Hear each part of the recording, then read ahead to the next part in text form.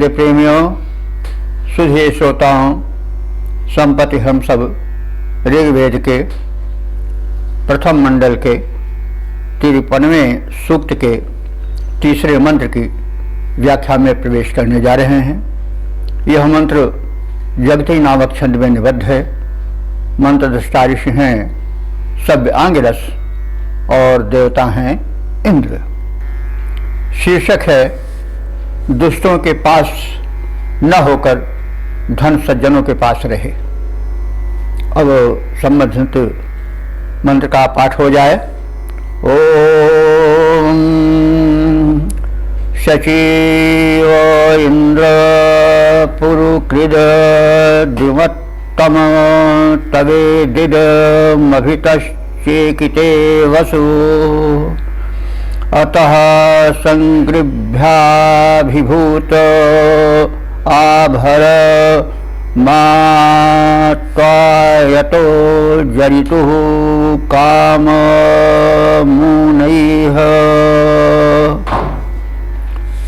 शब्दार्थ जाने। शचीवा, शचीवा का अर्थ हुआ शक्ति संपन्न। यह विशेषण है इंद्र का। इंद्र जो है वो सचिव है, शक्ति संपन्न है। शची उनकी पत्नी को भी कहा गया है, लेकिन ऋग्वेद में कोई इंद्र की ऐसी पत्नी नहीं बताई गई है जो कि हम जैसा देखते हैं और जानते हैं।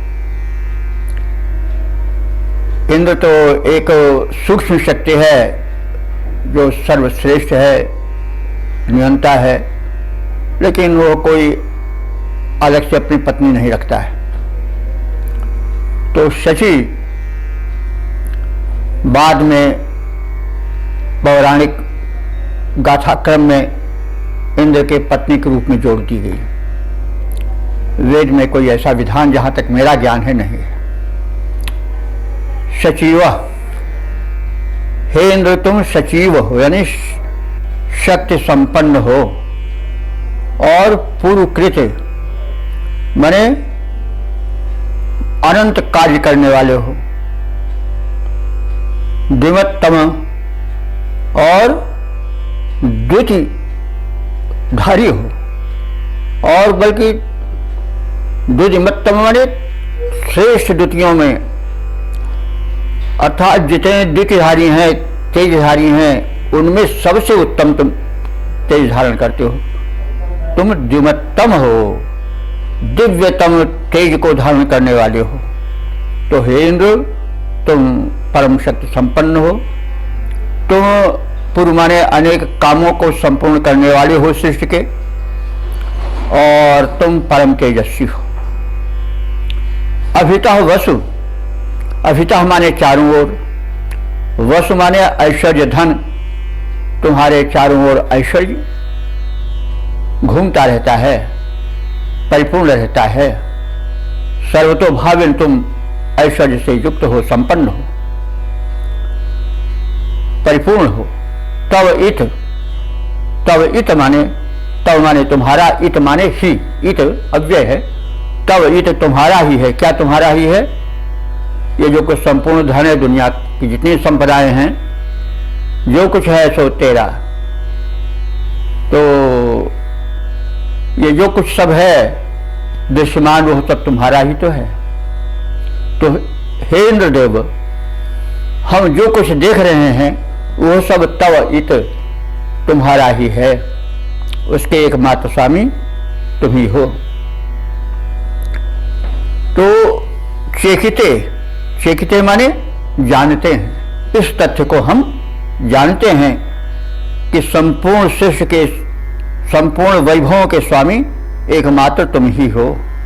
अतः इसलिए संगृभ माने धन को एकत्र कर।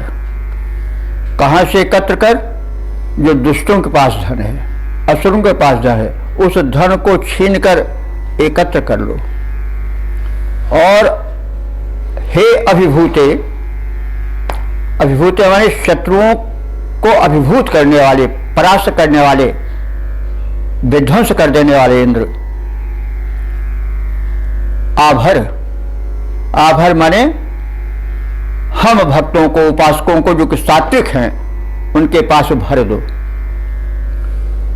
यह संदेश श्री श्री दे रहा है। प्रार्थना ऐसी बार बार होती है कि धन दुष्टों के पास न रहे, वो सज्जनों के पास हो, सज्जन न दरिद्र हो, क्योंकि उससे एक व्यावहारिक रूप में तो उसका कुप्रभाव पड़ता ही है, साथ साथ उसका एक संदेश बड़ा बुरा निकलता है। लोग यह कहते सुने जाते हैं कि भैया ऐसे सीधे साधे बने रहने से और बड़ा ईमानदार बने रहने से कुछ फायदा नहीं है।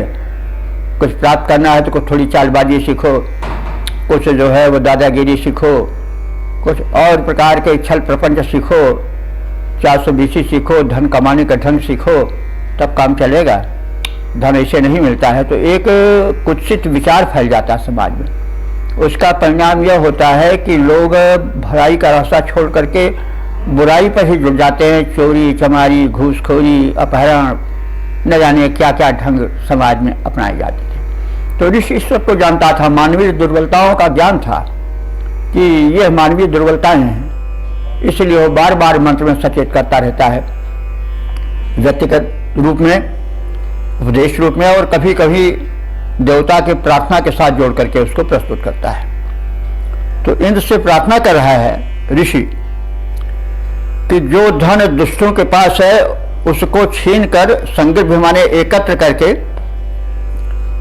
हे शत्रुध्वंसक इंद्र, तुम आभर हम सात्विक वृत्ति वाले भक्तों के पास भर दो। आभर माने पूर्ण रूप से भर दो, उनको संपन्न कर दो, क्योंकि अगर सज्जन संपन्न रहेंगे तो समाज कल्याण होगा। क्योंकि विद्या विवादाय धनम मदाय शक्ति परेशान पर पीड़नाय। तो और लेकिन उनके विपरीत क्या होता है कि जो सज्जनों का धन होता है वो ज्ञानाय दानाय च रक्षणाय, वो सज्जनों का धन जो है दान के लिए होता है। खल साधो विपरीत में तद ज्ञानाय दानाय च रक्षणाय। तो जो सज्जनों का धन होता है वह दान के लिए होता है।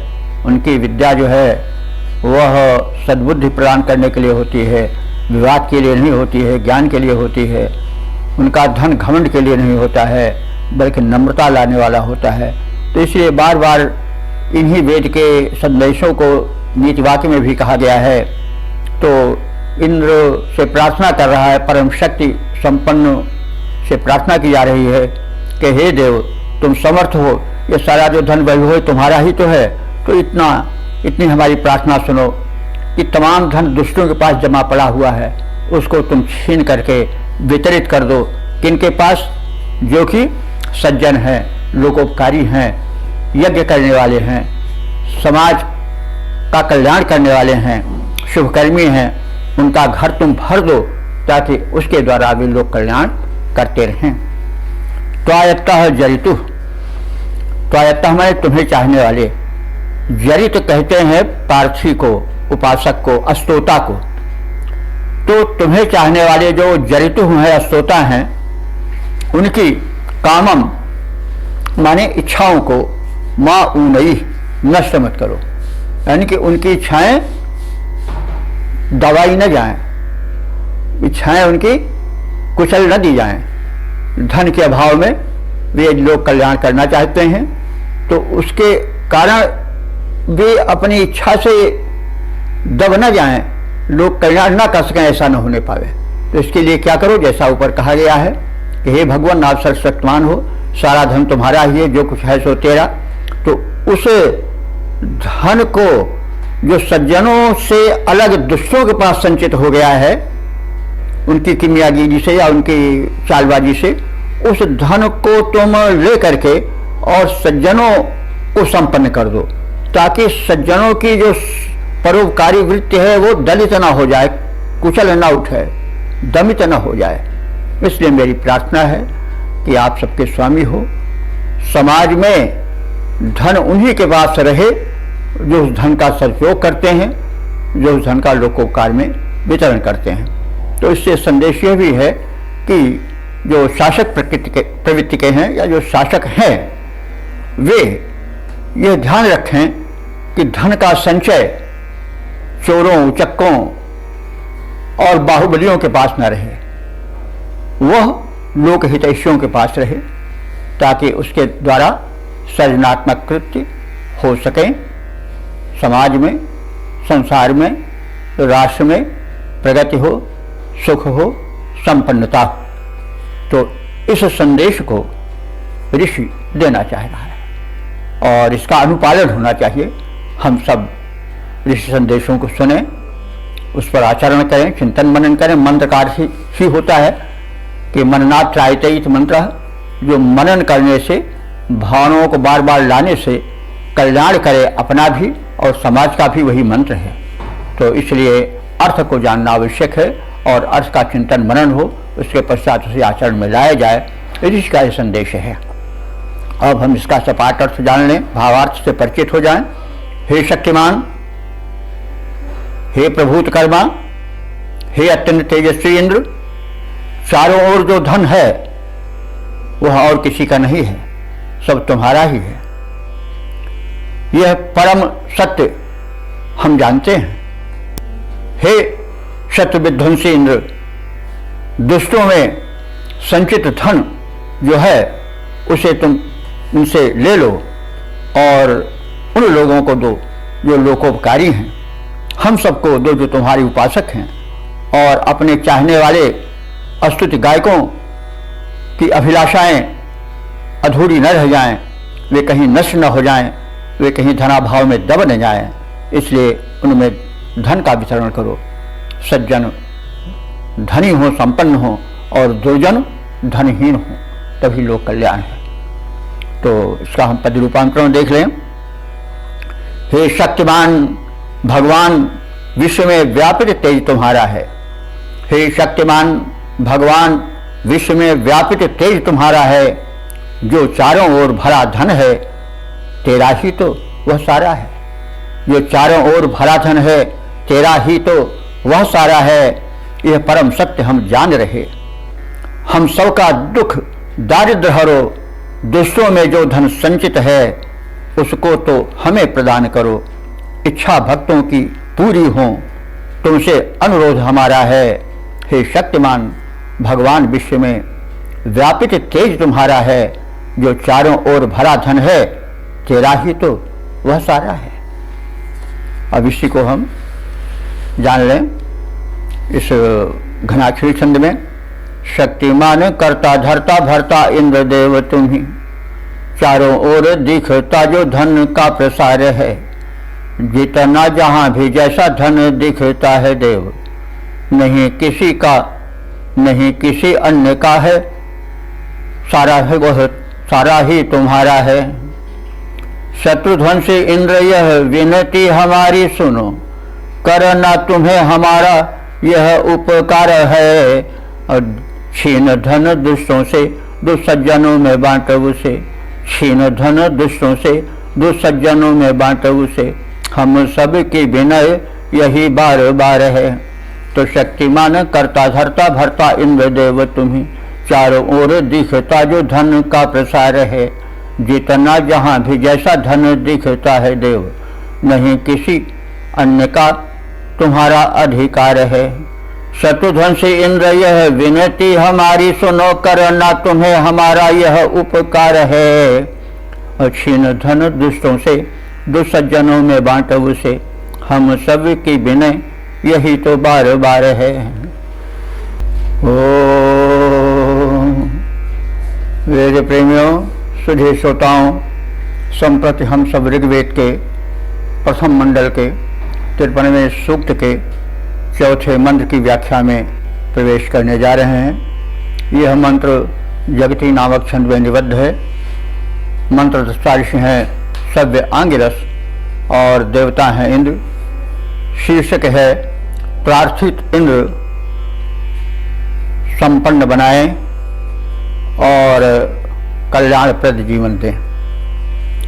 संबंधित मंत्र का पाठ हो जाए। ओम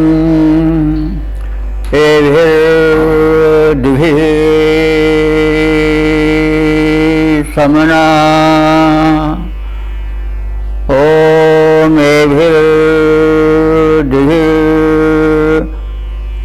ओम सुमना येभिरिन्दुभिर्निरुन्धानो अमतिं गोभिरश्विना इंद्रेणादस्युं दुरयन्त इन्दुभिर्युतद्वेषसः समिषारभेमहि। शब्दार्थ जाने। इंद्रो, हे इंद्र देवता, ये भी माने इन, दिव्य माने तेजस्वी आहुतियों द्वारा। आहुति आप सब जानते हैं, हव्यान, पुरोडाश आदि। तो इन हम उपासकों के द्वारा जो प्रस्तुत हुई हैं आपके स्वागतार्थ तेजस्वी हवियां, हव्य द्रव्य, और जो ये भी इंदु कहते हैं सोमरस को। आनंदप्रद है इसलिए उसको इंदु कहा जाता है। इंदु चंद्रमा को भी कहा जाता है। चंद्रमा भी इसीलिए उस इंदु जो है उस शब्द का अर्थ होता है आनंदप्रद। तो चंद्रमा भी अपने चांदनी से प्रसन्न करता है, इसलिए उसे भी इंदु कहा जाता है। और इंदु जो है वह अपने माधुर्य और अपने गुण के कारण पानकर्ता को भी प्रसन्न करता है, इसलिए उसको भी इंदु कहा गया है। तो वेदों में ज़्यादातर इंदु शब्द जो है वह सोमरस के लिए ही प्रयुक्त हुआ है। तो इंद्र को संबोधित करके कहा जा रहा है कि इंद्र हमारे इन आनंदप्रद सोमरस के प्रस्तुतिकरण से संतुष्ट हों, तृप्त हों, और फलस्वरूप हमें वो गोभी अश्विना, गोधन से और अश्वधन से संपन्न करें। और क्या करें?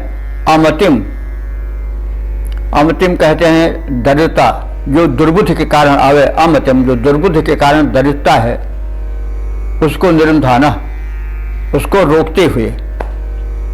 और सुमना, हमको उत्तम मन वाला यानी उत्तम विचार वाला वे बनाते चले, यानी हमें दरिद्रता न रहे, वो रुंध में रुक जाए, लेकिन हमारा मन विचार भी उत्तम हो। सुमना हम हो, क्योंकि लाख धन हो जाए लेकिन अगर आदमी का दिमाग खराब गया, उसमें कुटे हुआ गए, बुद्धि ठीक न रही, तो वो उस धन के नष्ट होने में देर नहीं लगती, बल्कि वो धन अनर्थकारी हो जाता है।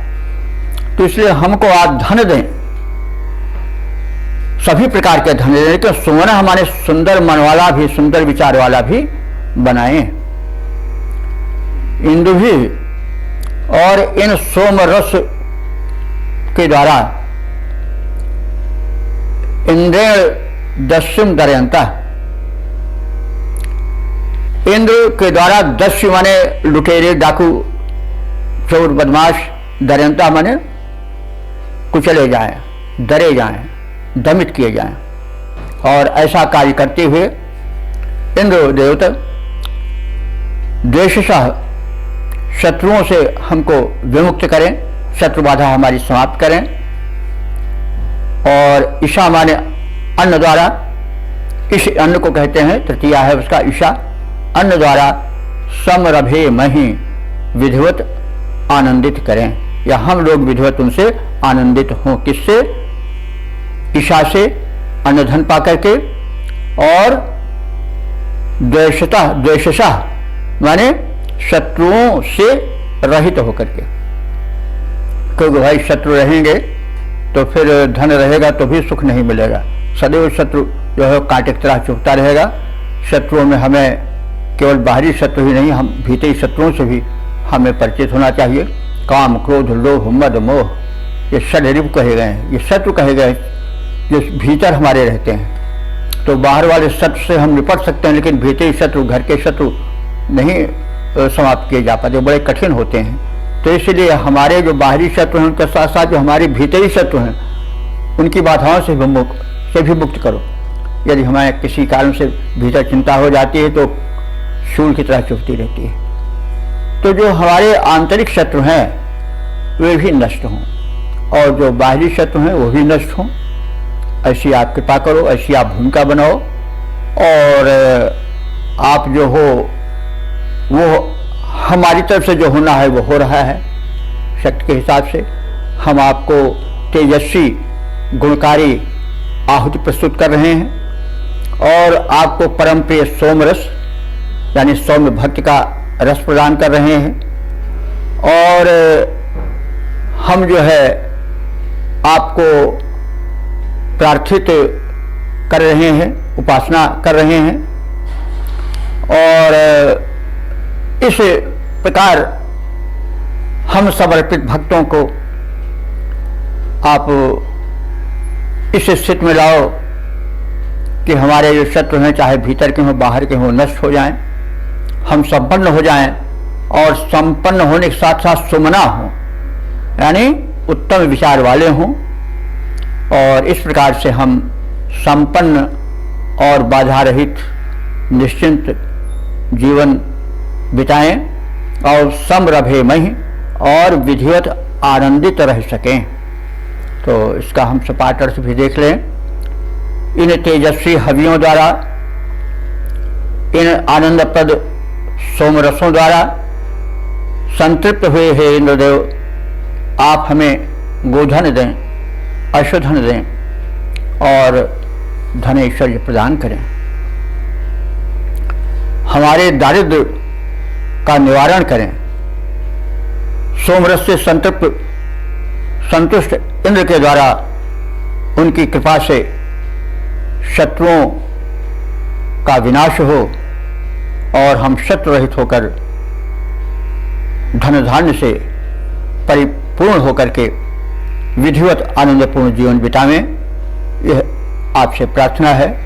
इसमें संदेश यह है कि हम दिव्य शक्ति को प्रसन्न करें अपने शुभाचरण द्वारा, शुभार्पण द्वारा, सौम्यभाव द्वारा और वह शक्ति हमको दिव्य धन प्रदान करे, साथ ही साथ हमें सद्बुद्धि प्रदान करे और हमें शत्रु बाधा से मुक्ति मिले।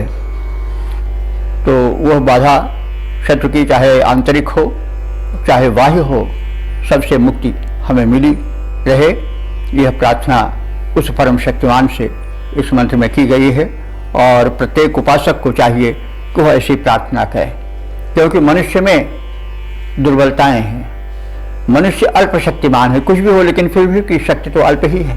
कब उसका जीवन चला जाए, कब क्या हो जाए, कुछ उसके हाथ में नहीं है, वो किसी दूसरे के हाथ में है। तो इसलिए यह मंत्र बताते हैं कि सदैव इन मंत्र में जो निहित भाव है उन पर मनन करो, विचार करो और तदनुसार अपने जीवन को बिताओ, तभी कल्याण होगा। एक पक्षीय धन ही बहुत मिल गया लेकिन विचार न रहा तो भी जीवन जो है कष्टों से, कंटकों से मुक्त नहीं हो सकेगा। तो इसलिए जीवन प्रार्थनापूर्ण हो, नम्र हो, धन धान्य से भरा हो, सद्बुद्धि हो, यह आवश्यक है। तो अब हम इसका पद्य रूपांतरण देख लें। संतुष्ट इंद्र हो उत्तम हवि से सुखद सोमरस के द्वारा, वे गौ धन और वाज धन देकर दारिद्र हरण कर ले सारा। यह सोम सरस पौष्टिक रस है, यह भाव भरा भक्ति भरा पौष्टिक रस है, बलवान बनाने वाला है। यह दिव्य रसायन तन मन में स्फूर्ति जगाने वाला है। इसके द्वारा संतुष्ट इंद्र हमको निज कृपा प्रदान करें, जिससे हो अरियों का विनाश, हम शत्रु रहित होकर विचरें। अपना प्रतिपल आनंदित हो, अपना प्रतिपल आनंदित हो, बह चले सुखद जीवन धारा। संतुष्ट इंद्र हो उत्तम हवि से सुखद सोम रस के द्वारा, वे गोधन और वाज धन देकर दारिद्र हरण करने सारा। वेद प्रेमियों, सुधे श्रोताओं, संप्रति हम सब ऋग्वेद के प्रथम मंडल के 53वें सूक्त के 5वें मंत्र की व्याख्या में प्रवेश करने जा रहे हैं। यह मंत्र जगती नामक छंद में निबद्ध है। मंत्र दृष्टा ऋषि है सव्य आंगिरस और देवता हैं इंद्र। शीर्षक है कि हम इंद्र की प्रार्थना से धन धान से पूर्ण हों। संबंधित मंत्र का पाठ हो जाए।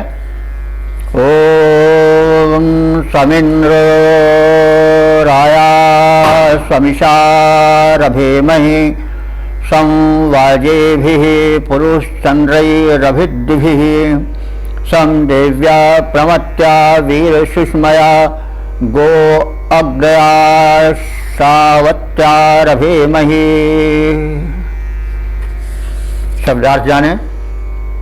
इंद्र, हे ऐश्वर्यवान देवता इंद्र, राया, राया माने धन द्वारा, रई शब्द होता है, उसका तृतीया बहु मतलब है राया। तो ऐश्वर्य द्वारा, धन द्वारा, ईशा, ईश शब्द है, ईश माने होता है अन्न, और ईशा माने अन्न द्वारा, यानी हमको आप सांसारिक धन दो, वैभव दो, और ईशा माने अन्न दो, और इन धन से और अन्नों से हमें परिपूरित करो। और क्या कीजिए कि पुरुष चंद्र, पूर्व कहते हैं विस्तृत, बहुत अधिक, चंद्र हमारे आनंदप्रद, जैसे कहा गया है। चंद्र शब्द चंद्रमा के लिए आता है, लेकिन चंद्र शब्द का अर्थ होता है कि चंद्रेति आह्लादेति आनंदेति इति चंद्र। तो तृतीया बहुवचन है पुरुष चंद्र हमारे व्यापक आनंदप्रद, वस्तुओं से अभिद्युः भी और उन तेजस्वी बलों से, अभिद्युः भी माने तेजस्वी, जो चारों ओर से द्युतिमान हो, अभिद्युः ही उनको कहा जाएगा। तो अभिद्युः ही वाजे भी, तो ये वाजे भी का विशेषण है। अभिद्युः ही माने ऐसे वाज, वाज का कई अर्थ होता है। वाज का अर्थ अन्न भी होता है, वाज का अर्थ शक्ति भी होता है, उसी से वाज भी बनता है, घोड़ा भी बनता है, लेकिन यहाँ पर वाज का अर्थ होगा बल, वह अधिक उपयुक्त होगा। तो अभिद्युः वाजे भी माने ऐसे बाजों द्वारा, माने ऐसी शक्तियों द्वारा, ऐसे बलों द्वारा जो कि चारों ओर से प्रकाशित हो। देखिए, बल का प्रकाशित होना, प्रकाशित होना का मतलब हुआ ज्ञान से युक्त होना, प्रशंसा से युक्त होना, सात्विक होना। तो बल तो बहुत प्रकार का होता है।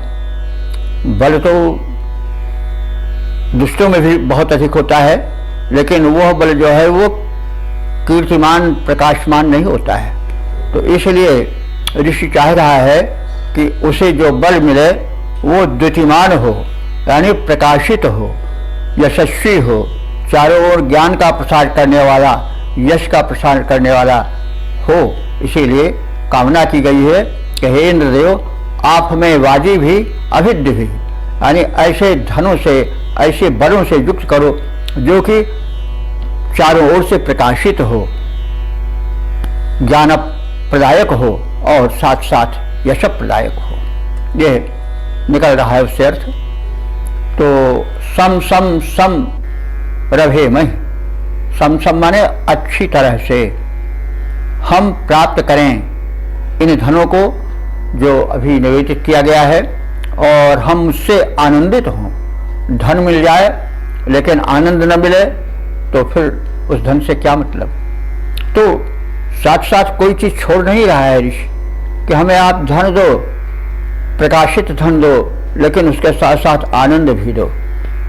तो हमें हे देव, आप प्रशंसित धन दो, प्रकाशित धन दो, और उसके साथ ही साथ भली प्रकार से आनंद भी दो।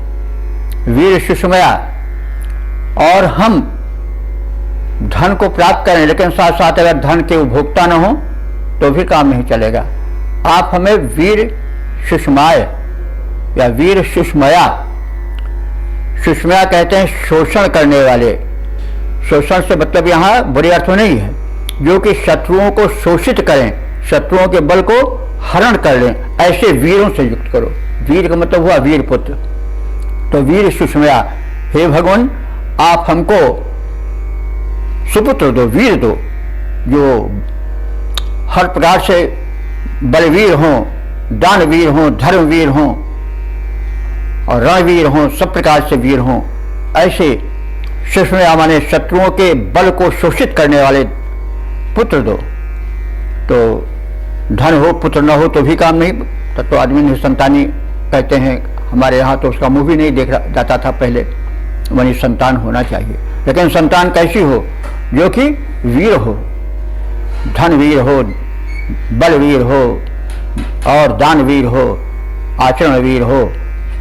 तो इस प्रकार से हमें धन के साथ साथ वीर पुत्र दो। और गो अग्रय, गो माने गाय, अग्रया माने अग्रगण्य, और हमें मुख्य यानी भली नस्ल की गायों को भी दो। और अश्वत्याह, हमें अश्व माने घोड़े से भी युक्त करो, यानी हमको ऊंची नस्ल के उच्च कोट के घोड़े भी दो। और देव्या प्रमत्या, देव्या माने दैवी, प्रमत्या माने बुद्धियों को दो, दैवी बुद्धि दो। क्योंकि सब कुछ होते हुए भी अगर सात्विक बुद्धि नहीं रही, दैवी बुद्धि नहीं रही, तो सब देना न देना बराबर हो जाएगा। अगर बुद्धि में सात्विकता न रही तो समग्र धन जो है वो कष्टप्रद हो जाएगा। ज्ञान न रहा, बुद्धि न रही, तो वो धन जो है वो सुख समृद्धि और संतोष आदि देने वाला नहीं रहेगा, उससे कष्ट ही हो सकता है।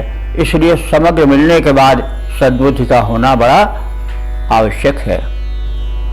तो इस प्रकार से इसमें याचना की गई है इंद्र से कि हे इंद्र, हम धन से, अन्न से, बहुतों को प्रसन्न करने वाले चारों तरफ से विविध तेजस्वी बलों को पा करके आनंदित रहें।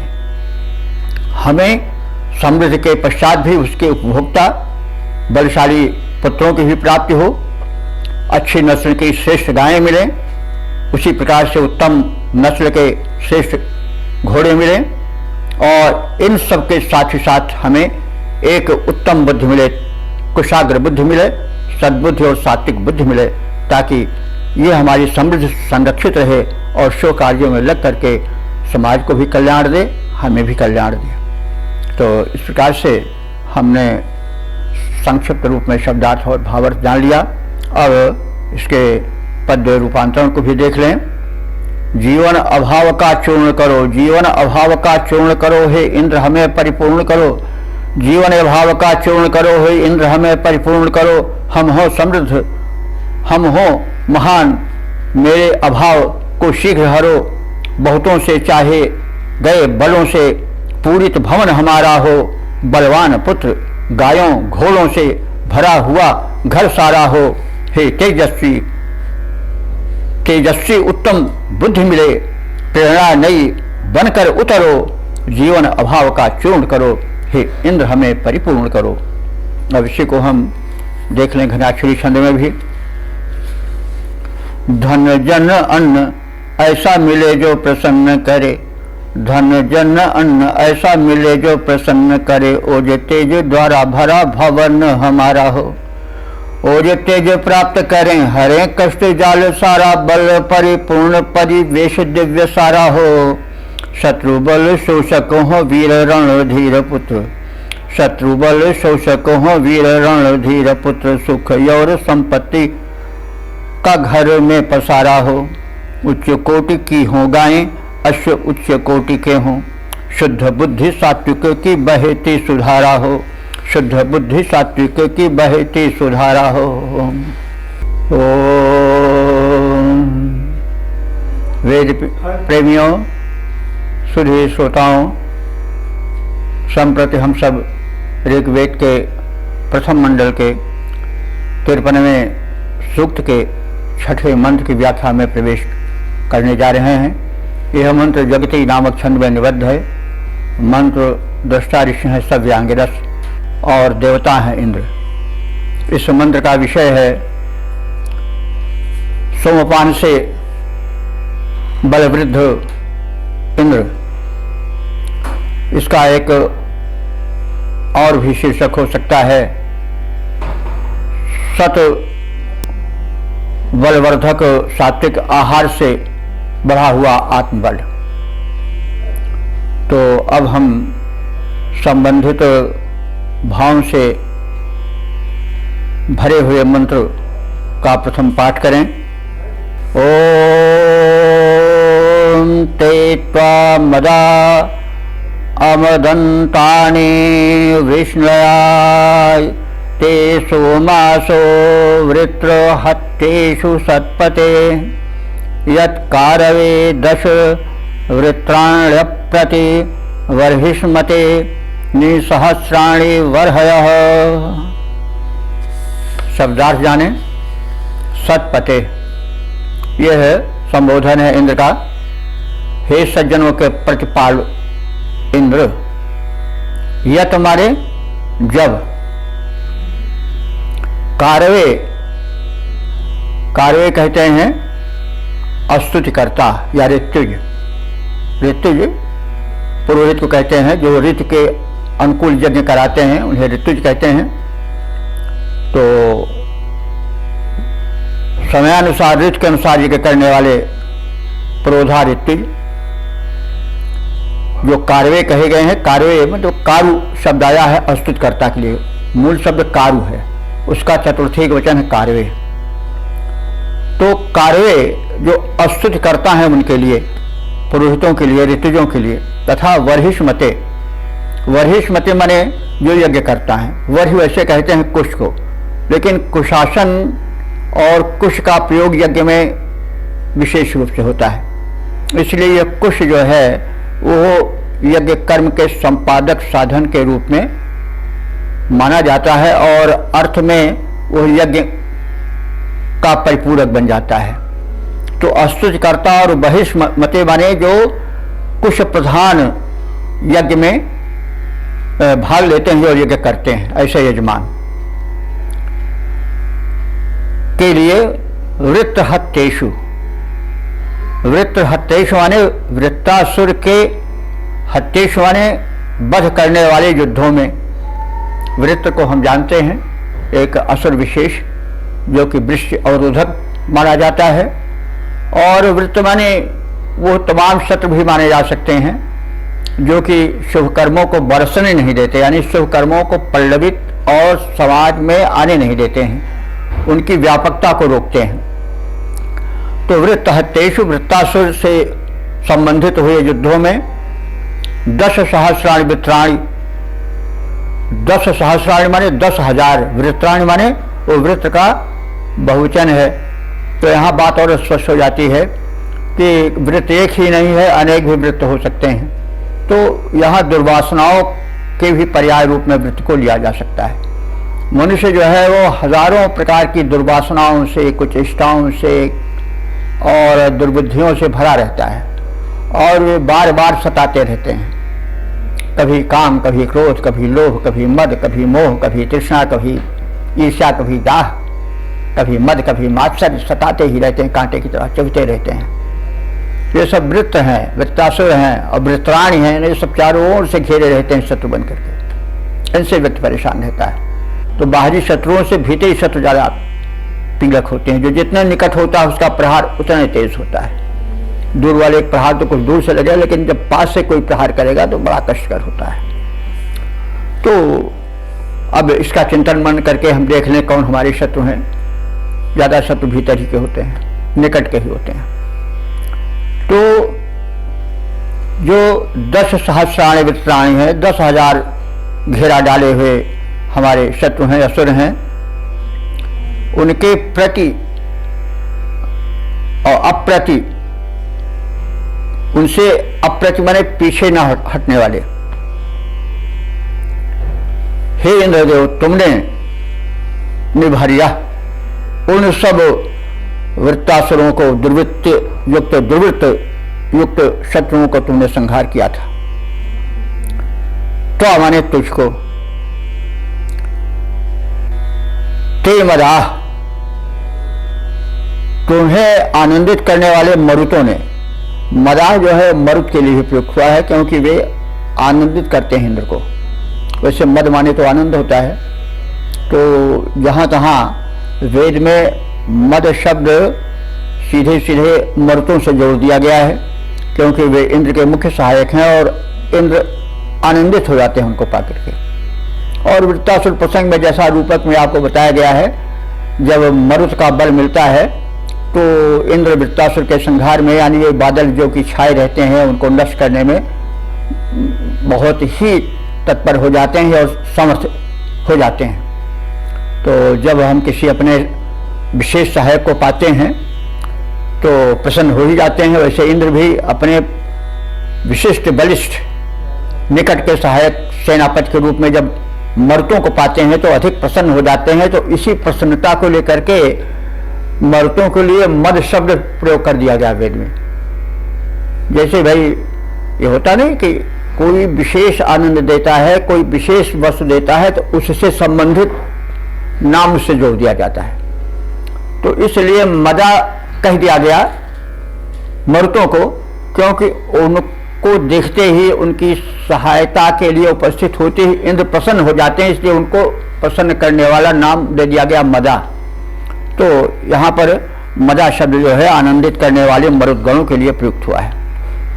तो ते मदा अमदन, तुमको उन आनंददायक सहायक तुम्हारे प्रमुख सेनापति मरुतों ने, सहायकों ने तुम्हें अमदन माने आनंदित कर दिया अपनी उपस्थिति से और अपने स्तुतियों से, वचनों से।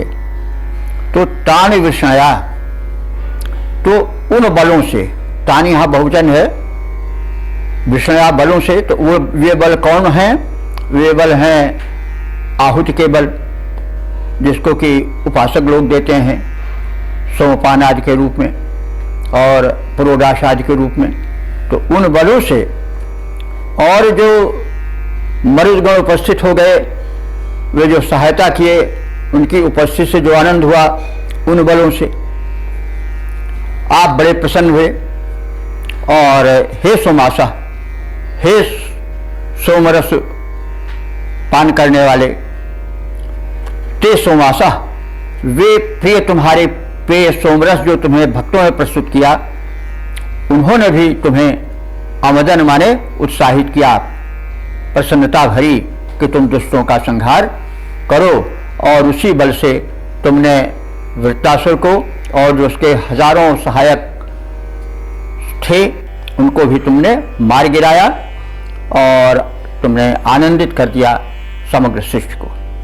तो इसका हम एक सपाट भावार्थ देख लें कि हे सज्जन पालक इंद्र, जब तुमने ऋतुज तथा यजमान के लिए वृत्तासुर से हुए युद्धों में 10,000 असुरों से पीछे न हटते हुए उनका संहार किया था, तब जो तुम्हारे सहायक सेनापति मरुदगण थे वे बड़े प्रसन्न हुए थे, तुम्हें प्रोत्साहित किए थे और तुम्हें अपने प्रसन्नता सूचक वचनों से प्रसन्न किए थे।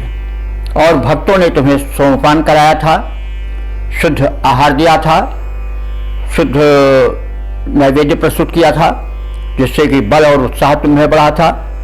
उसने भी तुम्हें इस कार्य में संलग्न किया, उत्साहित किया, और जिससे कि दुर्वृत्तियों का, दुर्जनों का संहार हुआ। तो एक अर्थ तो ये हो गया, लेकिन मरुतों को वो प्राणवायु वायु है, तो तमाम वायुओं में एक प्राणवायु भी है। तो यहाँ पर प्राणायाम से भी अर्थ कर लिया जा सकता है कि जब वह साधक, अच्छा, और आत्मा वही इंद्र, यह भी कहा गया है श्रुति में, इंद्र को आत्मा भी माना गया है, तो प्राण भी इंद्र को माना गया है। उसी से इंद्रिय शब्द बना, इंद्र से ही इंद्रिय बना है। हमारी इंद्रियां तभी सशक्त रहती हैं जबकि इंद्र रहता है, यानी प्राण रहता है। तो ये आप देखें कोश में और शुद्ध साहित्य में, तो इंद्र शब्द बड़ा व्यापक अर्थ देने वाला है। तो यहाँ पर हम इस इंद्र को प्राण से जोड़ लें अथवा आत्मा से जोड़ लें। तो जो सोमरस को हम दिव्य आहार से जोड़ लें, क्योंकि सोम वो आहार है जो कि सौम्य है, शक्तिवर्धक है और सात्विक है। तो जब प्राण सौम्य आहार प्राप्त करता है, शुद्ध सात्विक आहार प्राप्त करता है, बल प्रवाहात आहार प्राप्त करता है, तो उसमें बलवर्धन होता है, उत्साहवर्धन होता है।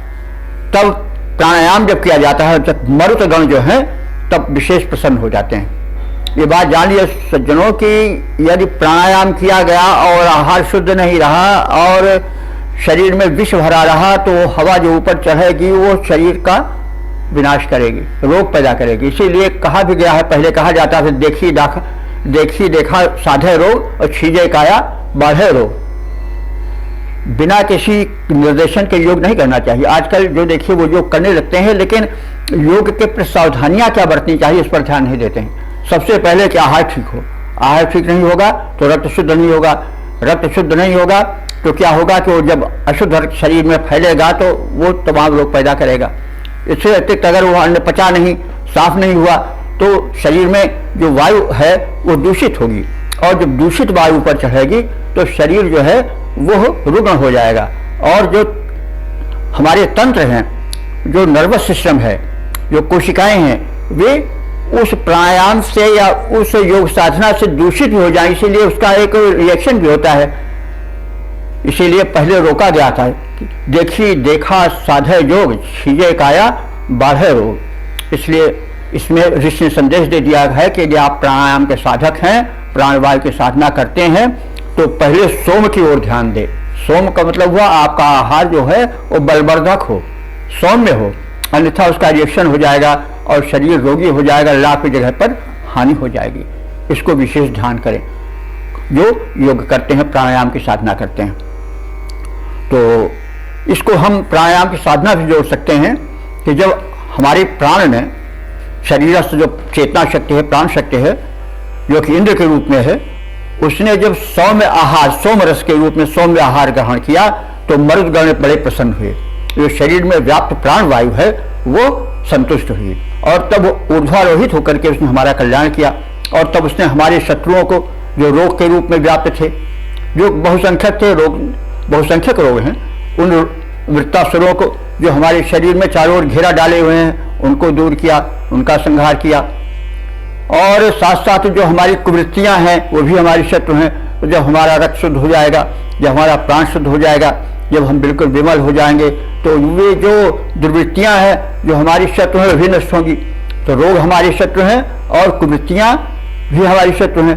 तो जब हमारा मतलब प्राण जो कि इंद्र रूप में शरीर में व्याप्त है, आत्मा रूप में व्याप्त है, जब वो सोम रस पावेगा, पुष्ट सात्विक आहार पावेगा, तो उससे जो रक्त बनेगा, जो ऊर्जा बनेगी, वो सात्विक बनेगी, शुद्ध बनेगी। और जब मरुदगण उसको प्राणायाम के रूप में शरीर में फैलावेंगे तो शरीर का बड़ा कल्याण होगा, शरीर सुखी होगा, निरोग होगा। और जब निरोग होगा, सुखी होगा, बुद्धियुक्त होगा, शुद्ध मत वाला हो जाएगा तो धन अपने आप आवेगा।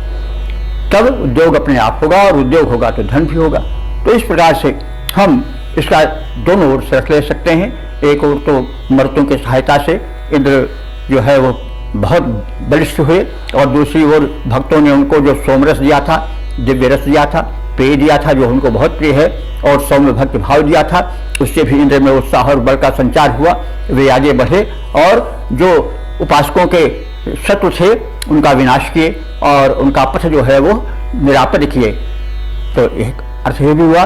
दूसरा, जो इंद्र हमारे शरीर में प्राण रूप में, आत्मा रूप में व्याप्त हैं, या सोमरस माने दिव्य आहार, पौष्टिक आहार, शुद्ध सात्विक आहार पाते हैं तो प्रबल होते हैं, और प्राणायाम के साधना से साधित प्रसन्न इंद्र जो हैं हमारे शरीर रूपी संसार का कल्याण करते हैं। हमें उसी के साथ साथ स्वास्थ्य के साथ और सांसारिक धन भी हमको प्राप्त होता है।